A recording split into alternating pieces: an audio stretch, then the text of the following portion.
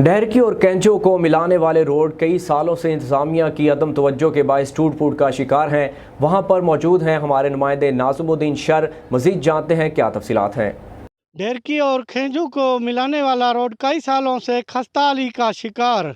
मेरे साथ इलाका मकीन मौजूद हैं, मज़ीद उनसे बात करते हैं, इन्हों का क्या कहना है।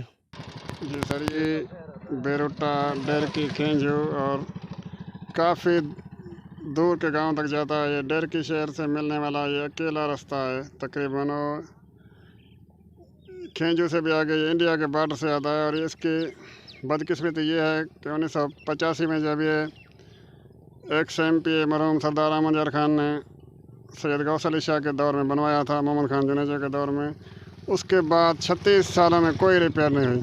कितने बार पैसे आए इसके कागज़ों में, MPs, MNs, DC, AC के जेबों में चले गए, लेकिन इस रोड पर 1 रुपया भी नहीं लगेगा। अभी ये रोड काबिल ट्रैफिक नहीं है, बिल्कुल ज़बून हाल है, इस पर कोई आ नहीं सकता। बच्चे, औरतें, बूढ़े परेशान हैं। हम CM सिंध से मुराद अली शाह से, DC घोटकी से पुरज़ोर डिमांड करते हैं कि इस रोड के जिन्होंने पैसे खाए हैं उनसे वसूल करके इस रोड की फौरी मुरम्मत कराएं। रोड से तकरीबन डेली 30 से 35 हज़ार लोग गुजरते हैं। कंजो, बेरोटा, गुलाब चौक और पंजाब को मिलाने वाला ये वाहिद रोड है। तकरीबन हमें याद नहीं कि इस रोड का कभी काम हुआ है कि नहीं हुआ। हम अपनी ज़िंदगी में इसी का कभी कोई मरम्मती काम नहीं देखा। 30-35 साल से ये टूटा हुआ है। मोहम्मद खान जुनेजा के दौर में जो बना है वो ही बना है।